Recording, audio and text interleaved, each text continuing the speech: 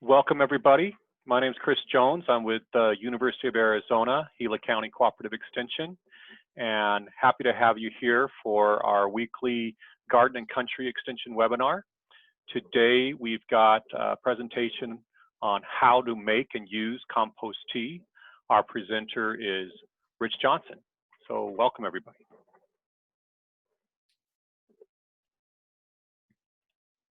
A little bit about these webinars. Just want to share that this is a weekly Zoom webinar, 60 minutes or less. We start them at Thursdays at 11 o'clock. We feature a variety of horticulture and natural resource topics relevant to the environmental conditions and residential concerns of Gila County. That can certainly be of concern to people outside of Gila County, but just my service area.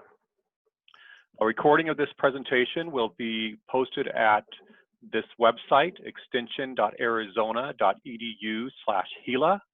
And we've been doing this since May, and I've got all those presentations posted. So if you want to see what we've been up to, go to that website and see what we've done. The University of Arizona is an equal opportunity affirmative action institution.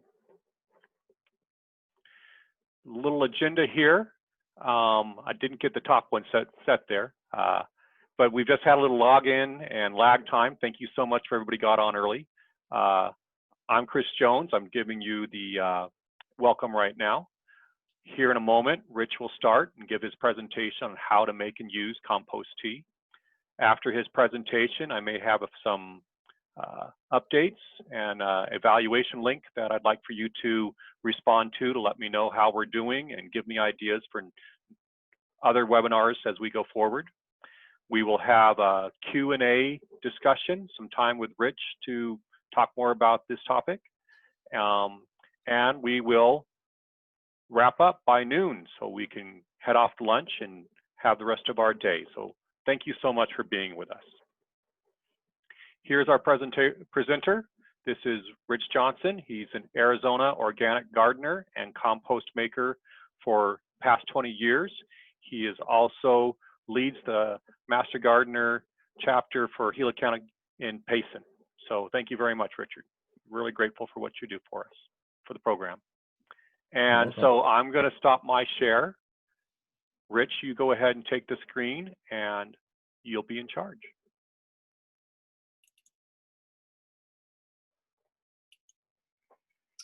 Okay, well, let's get started. Thank you, Chris, for having me do this, and thanks everybody for tuning in to see what it's all about. Compost tea, that's one of those kind of strange things that most people don't really know too much about, including master gardeners. They don't really have a good concept of what's going on there. But there are many benefits to brewing and using actively aerated compost tea. And there are a few risks as well, and we're going to talk about both. So first, let me give you a little bit of history about the whole thing. The old-fashioned way of making compost tea is to put some compost or manure in a bucket, you add some water, and you wait somewhere between 1 and 7 days, and then dilute it and pour it onto your plants. Well, although there are some great nutrients in there, this method carries some pretty serious risks. After a day or so, the solution is likely to become anaerobic because all the oxygen in the water gets used up. And this is the perfect environment for pathogen proliferation. Every time I've tried this, I've ended up with a really nasty smelling bucket. So there's a really good rule of thumb about this. If your compost or your compost tea stinks, then don't use it. That bad smell is bad bugs that you do not want to have in your garden, because it'll get into your soil there, get into your soil food web, and it could end up doing some real damage to your crops or potentially contaminating your harvest with E. coli or salmonella. So those things, that's just not a good idea. So we're going to talk now about a better way to do compost tea.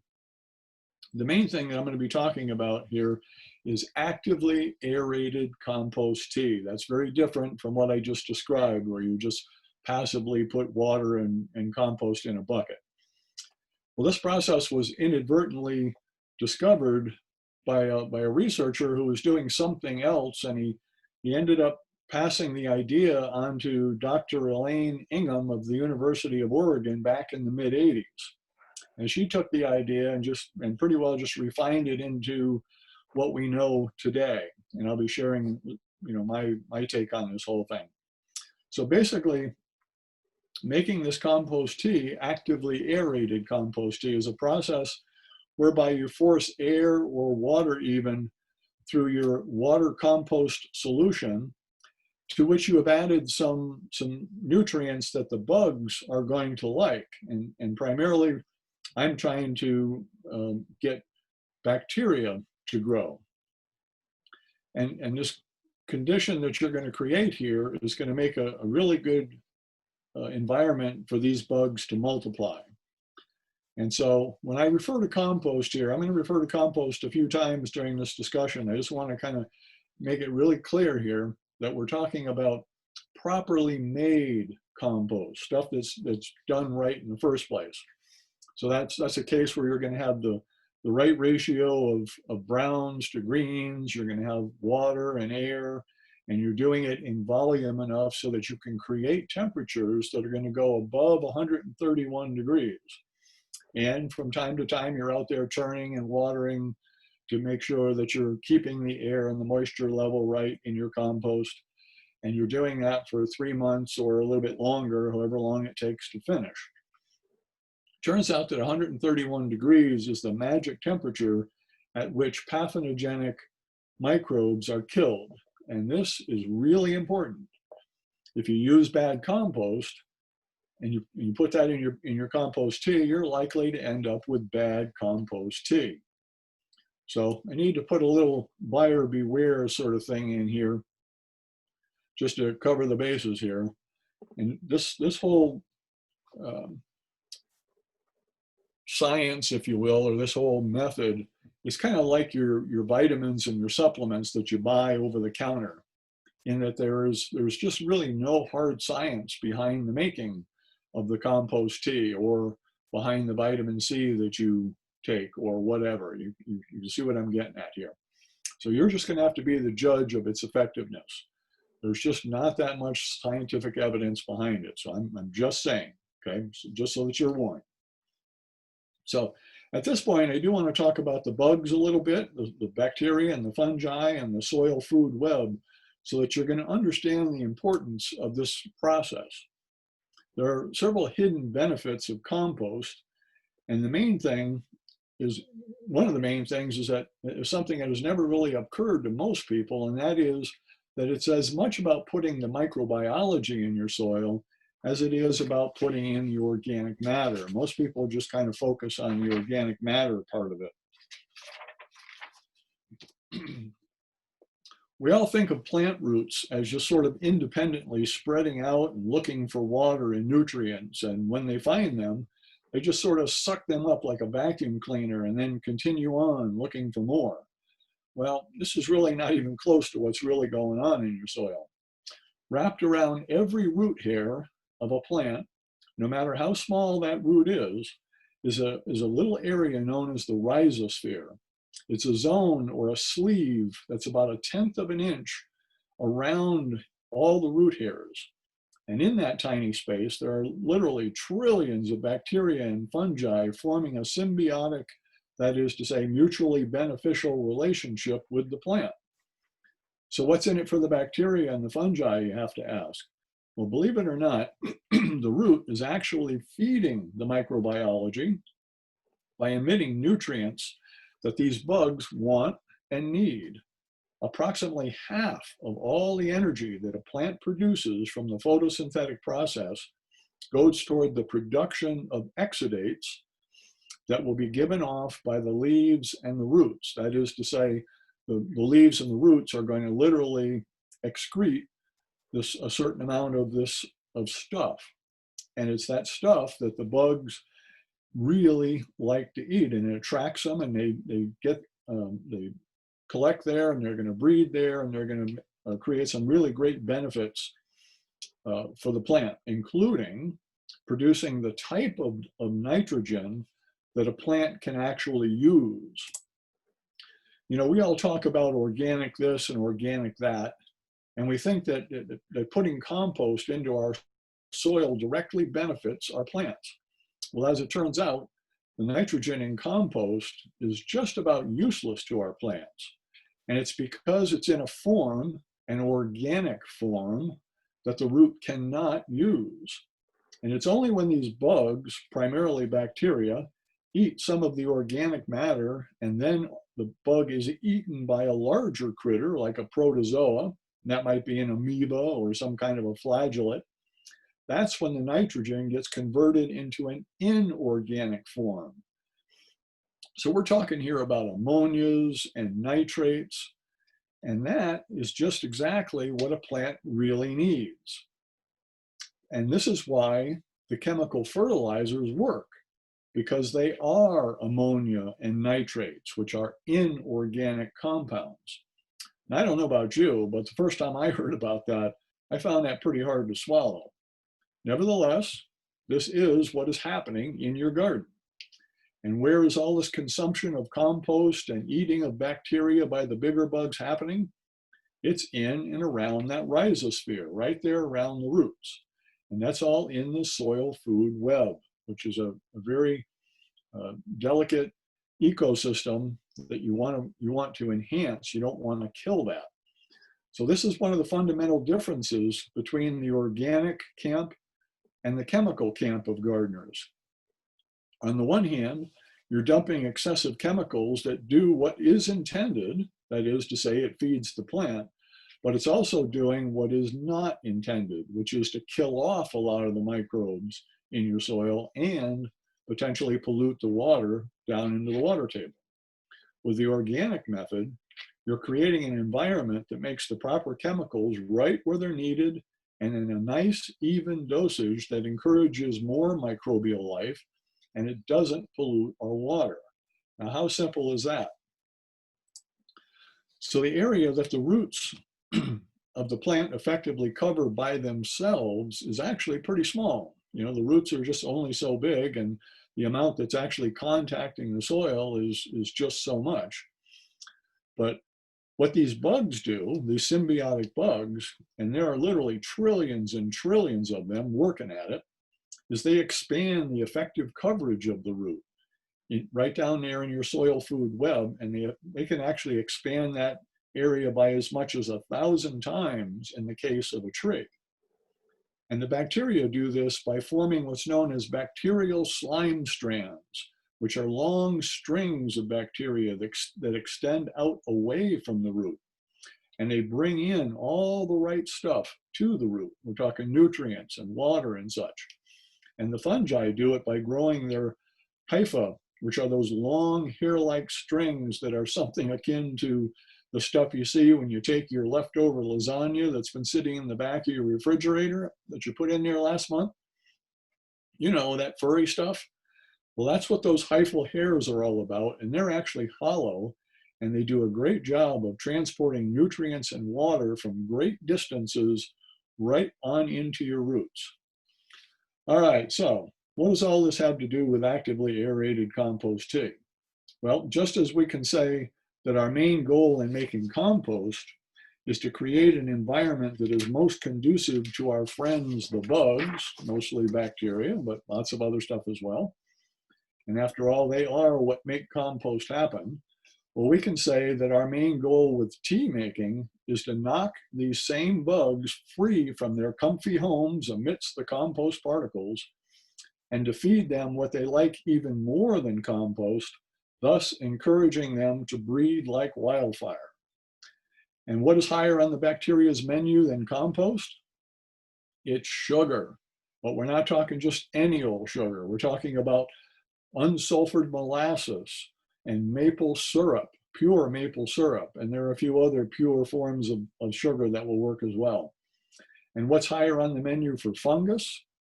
Well, they like things like alfalfa meal and kelp meal and some of the other meals. So let's look at how to make a batch and why the process works so well. The first thing, we have to start off with an air pump.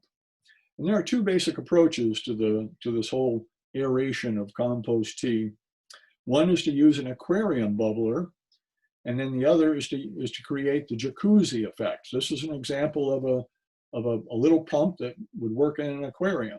You'd connect the end of the tubing to one of those little air stones that is at the bottom of the aquarium, and it does this little bubble thing that kind of just stirs up the water and aerates it a bit. And what you would end up doing is you would be passing those bubbles around a baggie full of compost, a porous bag, and that would end up putting the nutrients into the water. Well, the other approach is to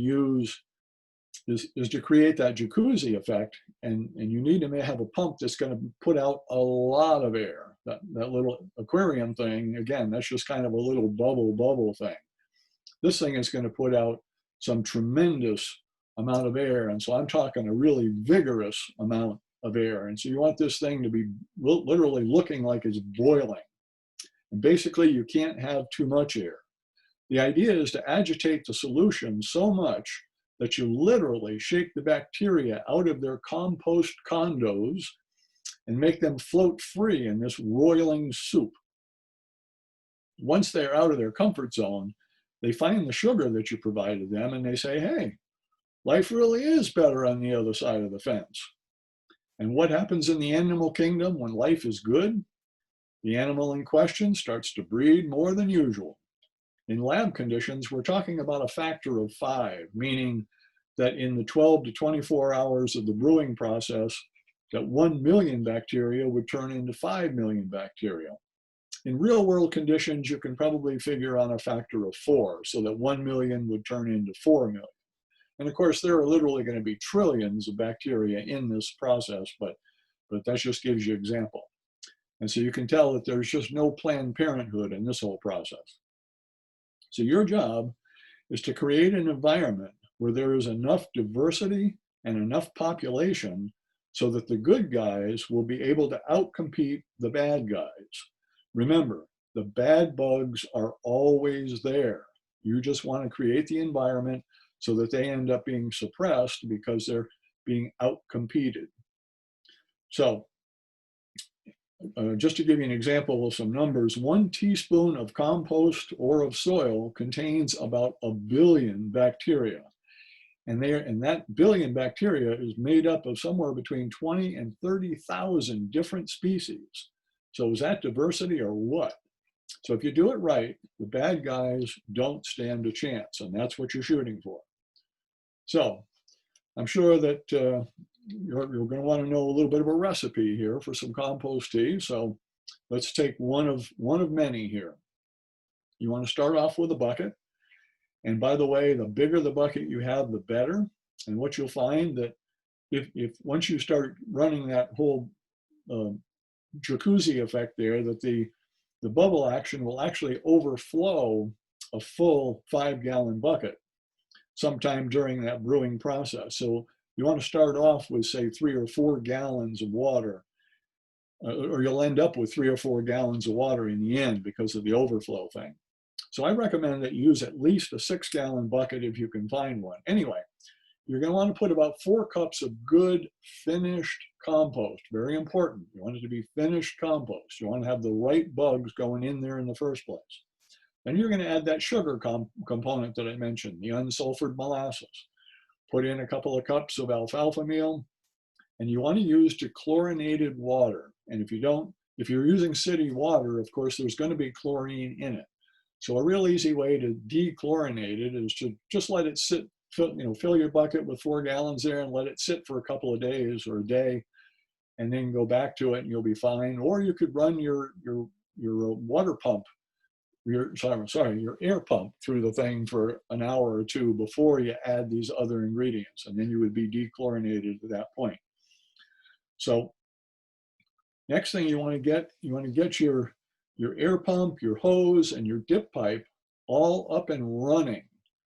So the idea here, and this is very important, is you never want to have your dip pipe down in the water when it's not running. So it's going to be running when you put it in, and it's going to be running when you take it out. You don't want to get stuff inside the pipes there. And the reason for that, you'll hear about very shortly. Okay, never have it turned on, sorry, never have it turned off while it's in the water. And I do want to make a comment or two about the bucket. You're going to want to start with a fairly new bucket, preferably a food grade bucket. Or you want to be sure that you have a very, very clean bucket. And you want to clean it after every use. Cleanliness is really important here. You want to control which bugs are going into your compost tea. Okay, likewise, you're going to want to periodically clean out your dip tube, your dip pipe there. And so when you build that dip pipe, and this is a homemade one, this is just something I put together, you're going to want to be sure to make it so that you can take it apart. Obviously, that little bottle brush there is not going to be able to make all the turns and bends to get into all that stuff. So you want to make it so you can take the thing apart and get everything cleaned out real well. If you're making sure that you're not turning it on or turning it off while it's in the water, you'll only have to actually clean this thing out about every 4 or 5 uses, something like that. You don't have to do it every time. You do have to clean your bucket out every time, however. Okay, so you're going to put the running dip tube and the whole thing into your water compost solution. You've got all the ingredients in there. What you're going to find is that whole dip tube assembly is going to want to come floating right to the top.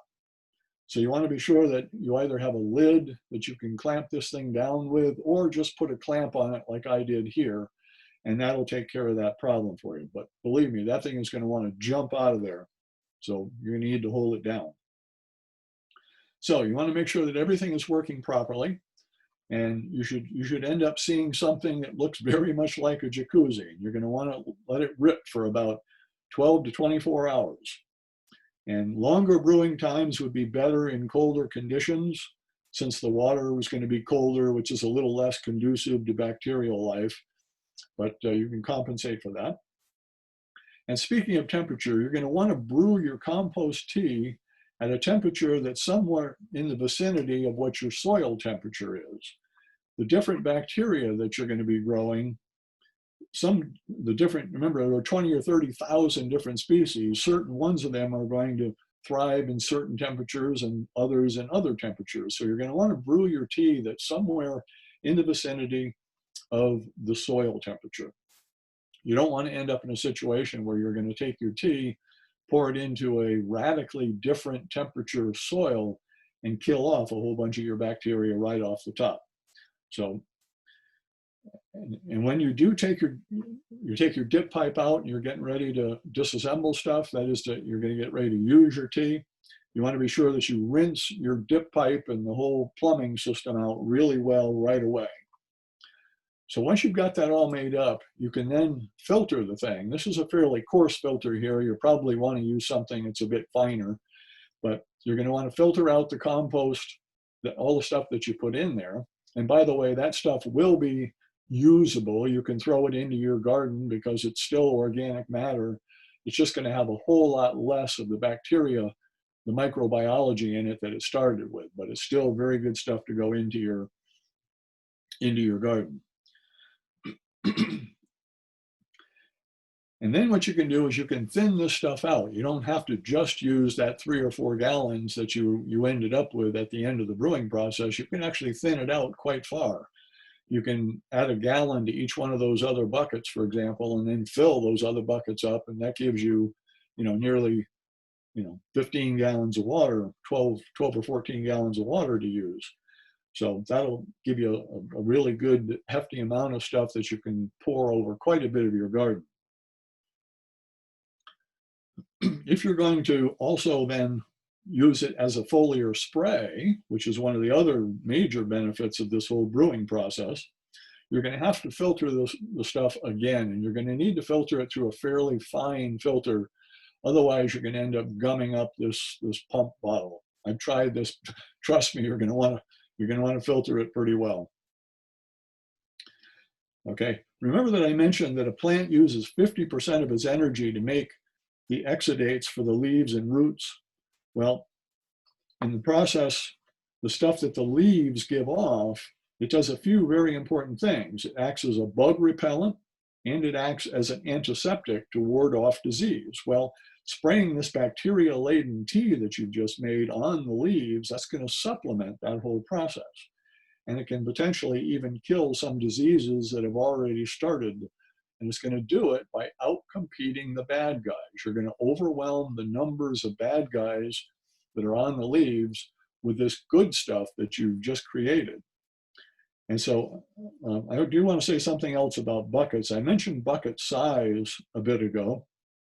As your garden grows in size, you're going to need more and more of this compost tea in order to cover your entire garden. So it would seem logical that you could just scale up using your same equipment, but say scaling up to a 55-gallon drum. But not so fast. It turns out that those air pumps, they only pump down a certain distance. And so, for example, my commercially purchased air pump, that'll only pump down about 13 inches. That's as far down as it will go. You can put it in, 2 feet of water, but it won't do anything down at the bottom. It'll only pump down 13 inches.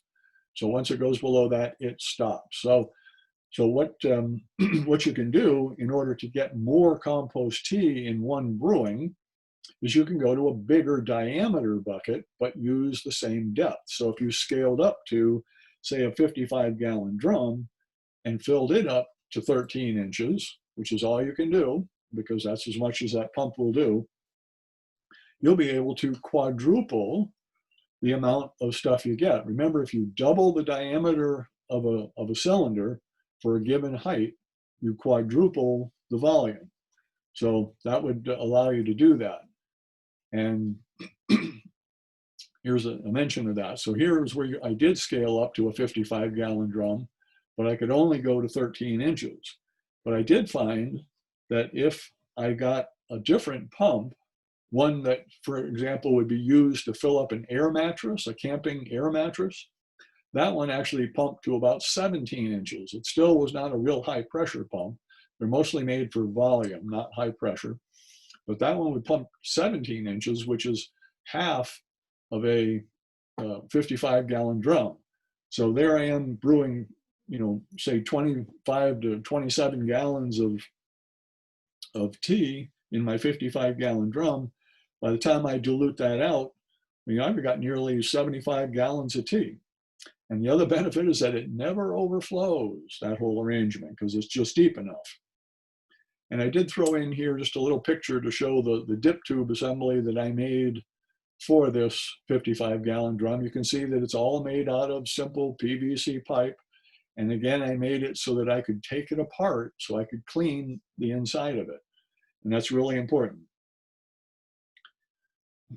So some of the benefits of the actively aerated compost tea, it's a great nutrient, very good, rich fertilizer. It has all the good stuff that compost has, the nitrogen, phosphorus, potassium, all that good stuff, plus a lot of the micronutrients. And of course, when you use this tea, it's going to add a lot of fertility to your soil. And in the process of enhancing that soil food web, you're going to increase the water retention in your soil. And as I mentioned about deterring pathogens, because you're going to outcompete them, particularly on the foliage. And you're going to reduce your need for chemical fertilizers. And I do want to emphasize here that there has been no link between using actively aerated compost tea and foodborne illness. This is one of the things that some people caution against. And again, if you are using good ingredients, especially good compost, this should not be a problem for you. Okay, a couple precautions that you're going to want to take when you're doing this whole thing. You want to use that tea within 4 hours, because once it's done, you want to use it within 4 hours, because the bugs start to die off at that point. You're not aerating it, the food source is dying or being used up, so you're going to want to use it quickly. And as mentioned earlier, if you are using bad compost, you're going to end up most likely with bad compost tea. So start with good stuff. And if you buy compost tea, And I don't know quite how all that works, since you know, it needs to be aerated and fresh and all that stuff, but apparently it is purchasable online and places like that. If you do buy stuff that's coming from some other part of the country, you're going to be introducing bugs from their part of the country into your soil, and that may or may not be a good thing. So you're going to want to be careful about that. And also, when you're adding these foods, these sugars and various meals into your compost tea solution, you're also feeding the bad bugs. Remember, the bad bugs are always there. The point of the whole thing, if you start off with good compost, you're not going to have too many bad bugs in there. You want to encourage the good bugs, and they're just going to outcompete the bad guys. A very important thing. And this is important enough such that the US Department of Agriculture has actually put out a little thing, 4 recommendations about this whole process. And they're telling you that you want to use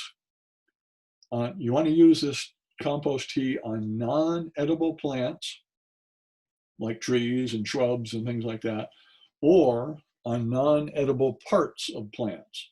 So for example, if you're growing a tomato plant, it would be okay to spray the leaves, because you're not going to eat the leaves. But if you were growing, you know, for example, Swiss chard, you would not want to spray those leaves because you're going to eat it. And you want to make sure that the compost that you were using to begin with, you know, was at or higher than 131 degrees, because as I mentioned earlier, that's where the pathogens get killed. You want to also be sure that you wash your hands after working in the garden and in the soil, because that's where, you know, the bugs are living. And if you buy the stuff, another little caution about that, if you buy compost tea, realize that it is a non-regulated industry. So you're kind of, you know, on your own on that.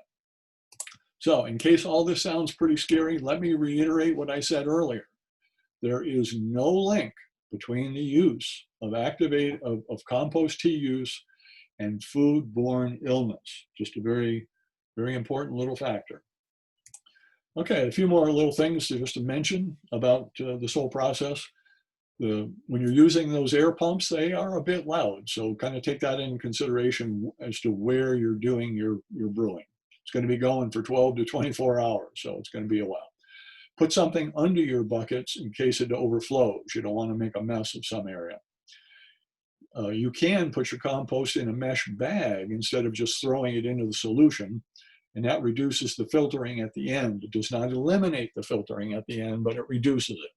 I've always skipped the bag thing because I figured that there's a lot more agitation of the compost if it's out in that jacuzzi effect all on its own. So very obviously, this tea that we've just made through this active aeration process, this is a very different tea from the stuff that you hear about when people say, oh, I've got this great compost tea dripping out of my compost bin or out of my worm bin. That would probably be more accurately called something more like a leachate, you know, something that's leaching out of. And it is not this actively aerated, you know, super high density microbe kind of stuff. It's different. A healthy garden is only going to need dosages of this compost tea a few times a year. This is not something you're going to be out there doing every week. You'll do it more often if your garden is in trouble, however. The aquarium pump actually turns out to be very useful when you're trying to focus on growing fungi in your compost tea instead of the bacteria. And the aquarium pump process, again, it's that very slow bubble thing, takes about 3 days to create the tea. This is why scaling up to a bigger amount is really, you know, much more effective if you have a bigger garden. So you're going to want to be able to do that. But anyway, the aquarium pump does have its uses. And you can make a brewer for very little money. You saw the ingredients that I put in there.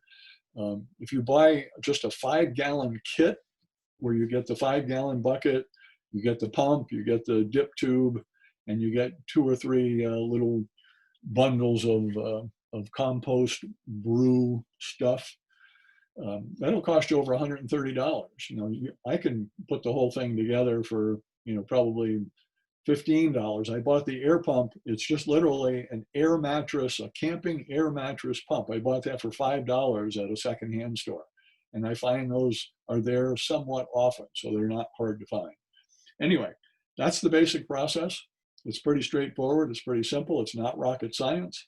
And so go to it. Happy brewing and have fun. And I'd certainly like to get some feedback from you if you decide to give it a try. And that's all I have on that. Well, hey, Rich, thank you very much. I found that to be very interesting, and it looks like it's something we can all be able to do. I'm going to be opening this up for some Q&A in just a second here. I already got a few questions in.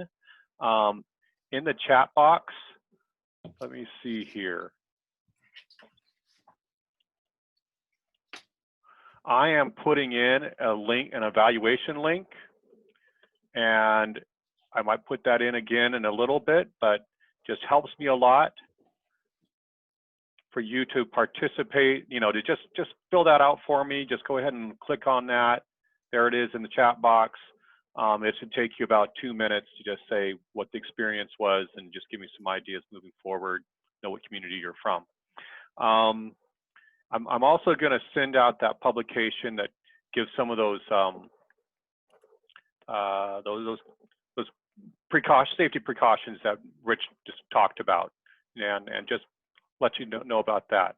So some of the questions we've got here, Rich, we're going to start with Steve Gissendanner, and he asked, does the tube have holes in it? So when we were looking at your aerator, I imagine there's holes, but we couldn't really see them.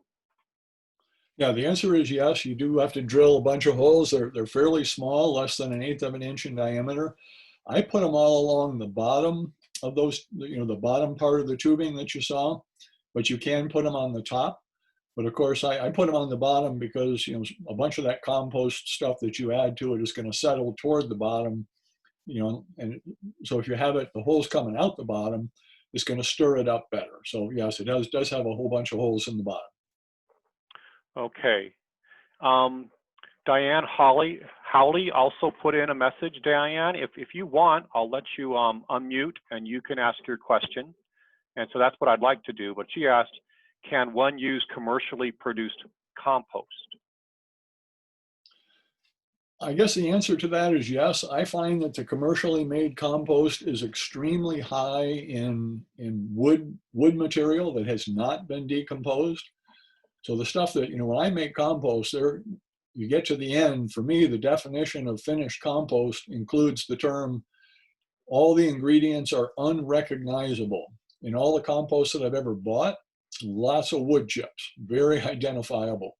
I presume you could use that. I would filter the wood chips out first, however. And I'll also mention that worm castings is an excellent fertilizer, or is an excellent compost to use in a brewer. Yeah, the worm compost sounds like a great idea. Diane, anything else on that? Okay, Sophia, you are up. Oh, Diane, she unmuted, so go ahead, Diane. Fine. I like the idea of using the worm castings. That would be a good solution for me because I'm not doing composting at the present. Yes, worm composting is a great thing to do, you know, even if you're doing regular composting. I have a worm trench in the ground up in my garden, and I keep worms all the time, and I'm harvesting castings out of there and using, especially with seedlings and that kind of thing, once you get stuff going. And you can also, you know, use it for all your plants as a side dressing and so forth. Great. Okay, Sophia, we got you up next here. Okay, can you hear me? Yes. Okay, I would like to know, where should you place your compost tea? Should it be in an area that I have a lot of sun, or should it be more in a shady area, partial shade, or what? Please advise. And thank you for the seminar. Was that to do composting or compost tea? I missed that. The tea. The tea. That really doesn't matter at all where you do it. You can do it in your basement, you can do it in your garage, you can do it outside, you know, whatever works for you. The only real thing about it for me is that it makes a little bit of noise, and just kind of bear that in mind. Thank you. Okay, this seems to be working fine. Mary, I can see you're ready to go. Okay, what is the time once you put all the ingredients in the bucket? How long do you let it mix up in there? The brewing process using the JACCUZI method is from 12 to 24 hours. So it's going to be running for quite a while. Oh, so it runs the whole time. Okay. Yes. All Yeah, right, you want to thank put, as soon as you put all the ingredients in there, you want to put your dip tube in there with the pump running and start it right away. Mhm. That was, I'm sorry, that was 1 to 2 days, you said? 12 to 24 hours, yes. Okay, 12 to 24 hours. I got it. All right, thank you. Okay, you're welcome. All right. Well, it's kind of gone kind of radio here. Who we got on the line next here? I believe Suzanne Cupbertson asked about where you put the holes in the PVC pipe, but you answered that question. I do like your idea of using the worm compost. That seems to be a well broken down way to use your compost, and lots of good there.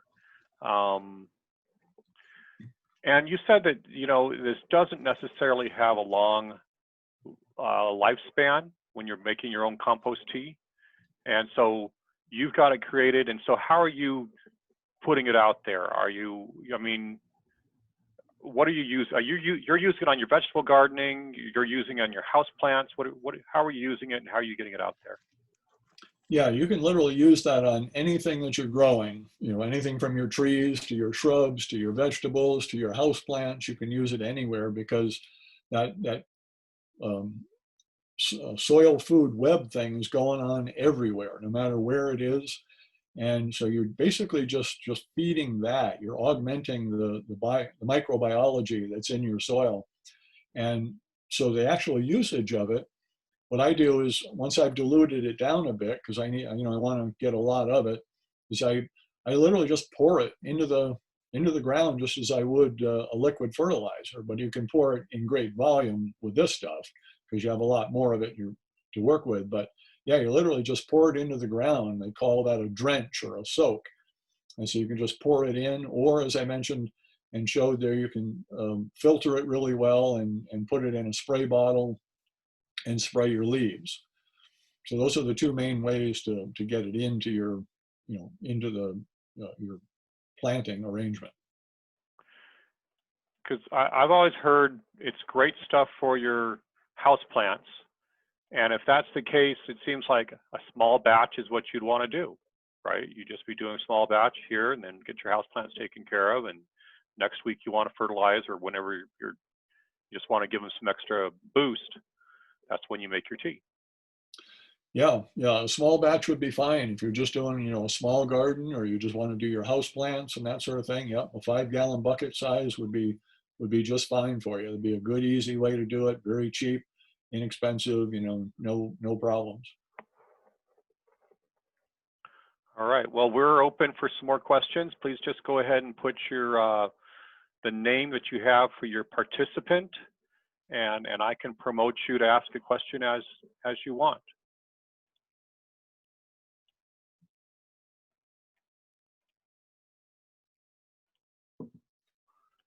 And I'm not getting any more questions here. I think you did a tremendous job here, Rich. I think everybody's gotten it.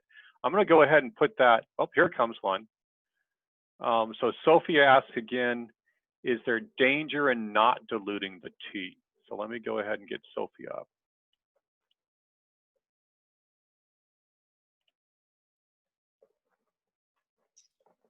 Yeah, so the answer to that one is no, there's no danger in that whatsoever. You can pour it on directly. That will work just fine. The dilution thing, it just works really well because it covers a lot more area. You're going to be creating a phenomenal number of bugs in that thing, which is what you want. And so you want to get that to spread around as much as you can, but pouring it straight onto your plant is just fine. Okay. Okay. So I promoted the person next to Neil here. There's Neil. So Neil has a question here about what else besides alfalfa. Go ahead, Neil.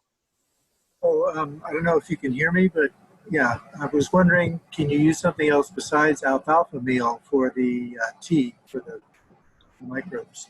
Yeah, the two that I'm most familiar with are alfalfa meal and kelp meal. those are two really good fungi feeders. That's mostly what those meals do, is they feed the fungi. And again, I mentioned earlier, if you're going for the fungi, and they're the ones that you'd want to be promoting mostly if you're doing perennial type stuff, so your shrubs and your trees and things like that, because the soils that those plants are in, that the rhizosphere is predominantly is fungus, much more so than bacteria. And so going with using those alfalfa meals or kelp meals and using that aquarium bubbler arrangement is a really good way to go for those type plants. Okay, so in order, oh, Neil, you got anything else on that? Oh, I was just saying thanks for the tip. Sounds good. You're welcome. Okay, next I've got Robin up, so she's ready. Hi, we just have a question about the temperature of the compost needing to be 131 degrees. Is that like overall, do you just stir it up and then take the temperature, or does it have to have reached that temperature at some point? I guess I'm confused. Okay, well, in the making of compost, which is a different topic from compost tea, but is very important because, as I mentioned, it has to have gone through that cycle where it's more than 131 degrees. When you make compost, if you do it right, that is to say you get the right combination of brown materials and green materials, and you have, keep it moist, not wet, not soaking wet, and you have air in it, which means you're turning it from time to time, it will generate its own heat. And that heat has nothing to do with, whether you're doing it out in the sun or, in the shade or something like that. It has to do with how well the bugs are growing, primarily the bacteria. And that heat is generated by the bacteria going through their whole eating, reproducing, and dying phase. And so when that compost gets hot, which it will if you've done everything right, and you want to do this in the Payson area, by the way, if that's where you are, you want to do that more so in the summertime. In the wintertime, the temperatures are cold enough to where you may not hit that 131 degree thing, and you may not, if you do, you may not hit it for very long. And you want to be able to keep that temperature up for a while. And it'll go for a few weeks. I've got a pile out there in my yard right now that I'm 2 months into it, and it's still at 130 degrees. But you want to be sure to get it good and hot by the natural ways. Nothing you do to make it hot. The bugs are going to do it, and let it rip for a period of time, so that as you turn it and so forth, that all the particles, theoretically, all the particles will spend a little bit of time at 131 degrees, thereby killing off the bad bugs. Thank you. Okay. Carol, I believe I've got you up next. We're done. Okay, I'm going to promote Patty here for the next question.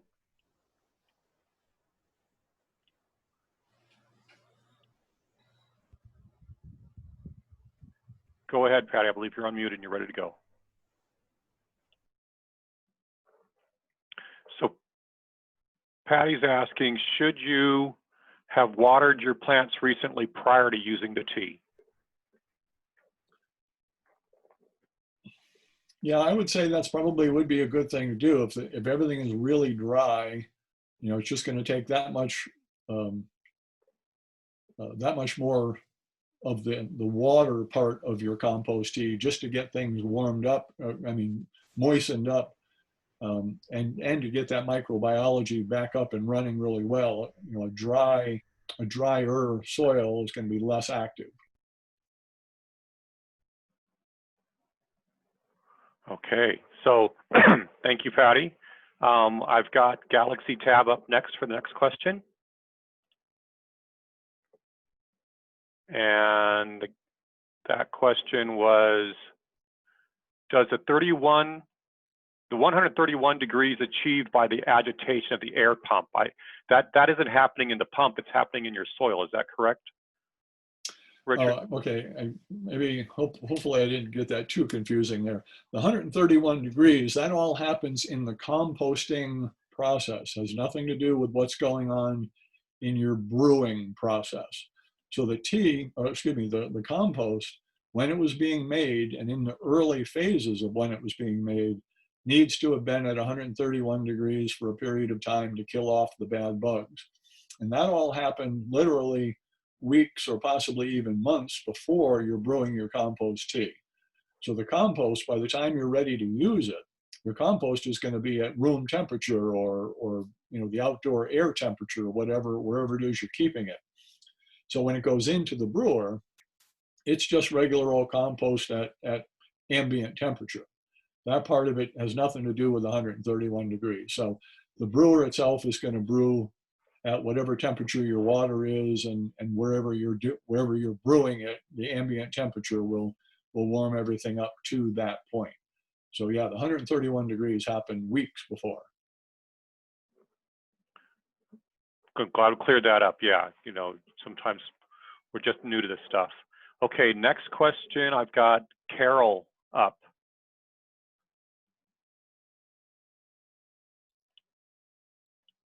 And Carol wants to know how far apart and how many holes in the piping. So you said you're using a 1/4-inch drill bit. No, an 1/8-inch drill bit. Yeah, about an 1/8 inch or even a little bit less than that would be okay. But in that little 5-gallon bucket thing, in each one of those little legs, there were only 2 holes. So they were probably separated by, 3 or 4 inches, no more than that. And it'll work fine. Almost no matter what you do, it'll work out just fine. I guess you would want to avoid just having 1 hole in each leg, but a couple of holes in each leg and you'll be fine.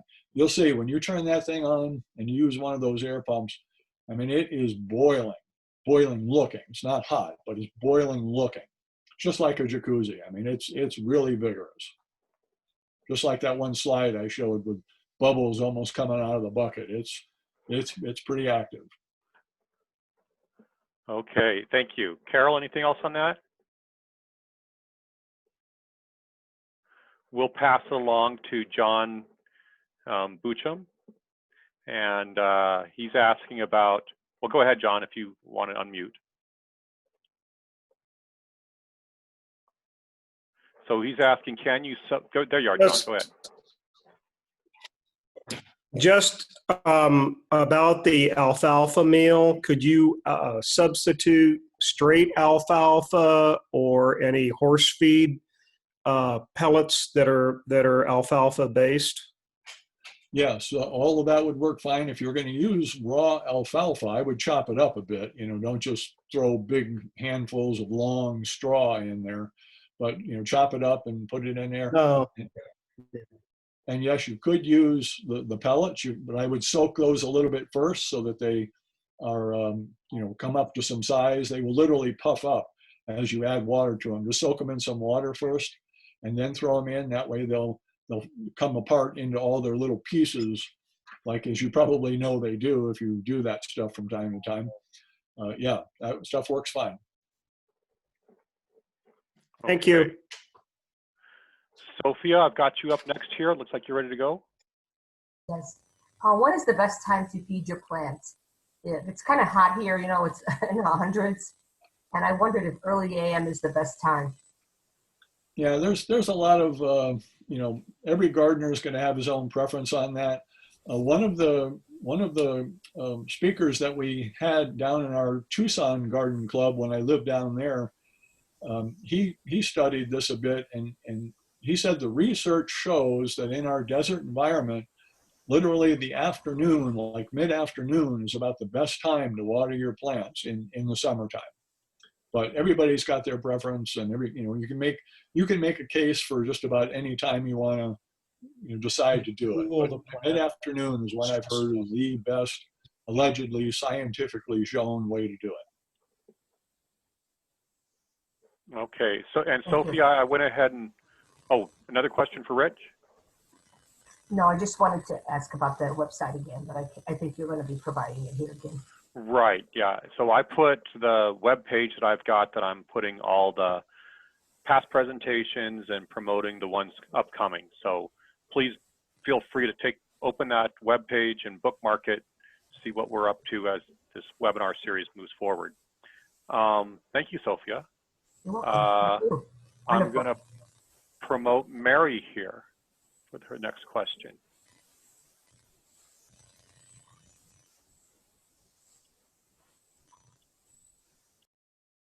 Hi, I just wanted to know, is there any instructions you can get on that attachment on the PVC pipes to put together? Yeah, if you look on YouTube, there are all kinds of people doing all kinds of different things on there, and so yeah, you can see that it's very simple. I mean, you can just see the parts that I put in there. It's literally just in the case of the bigger example I had, there's some 45-degree fittings and some short little pieces of pipe and maybe an elbow here or there. Right. In that 5-gallon unit. What would I put in the YouTube to look for this? Air filters or gardening with filters? Just put in compost tea and you'll get a ton of different things to look at. Okay. And I would suppose it's called an aerator, right? Aerator? Right. Yeah. Oh, okay. Thank you. Compost tea will get you all the stuff you want to find. Okay. So all right. Thank you. Got a little more time for questions. If we've asked the questions we've got, I'll move along here, but I'll give you guys one more chance.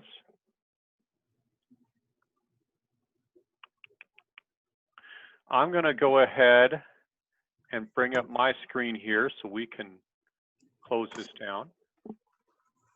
And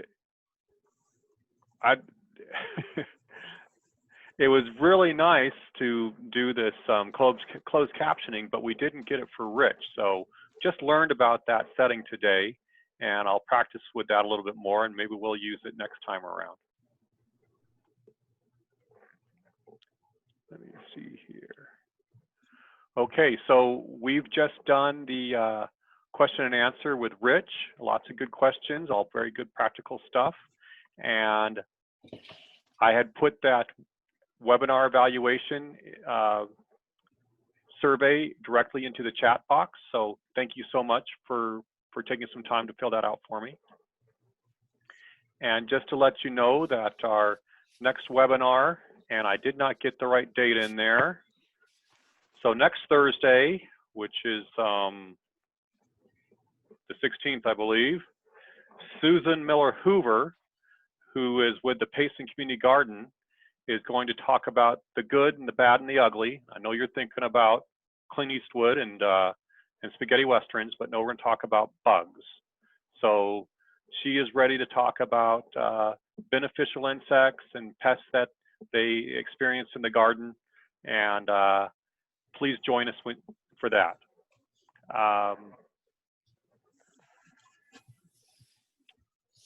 That's what we've got today. Want to thank everybody for their time, and we'll be getting this presentation posted. Thank you for sharing this. Rich, thank you so much. You're welcome. And it is a few minutes before noon, so yeah, got this just down like I like it. So everybody, please be safe out there and take care of yourselves, and we'll see you next week. Thank you very much.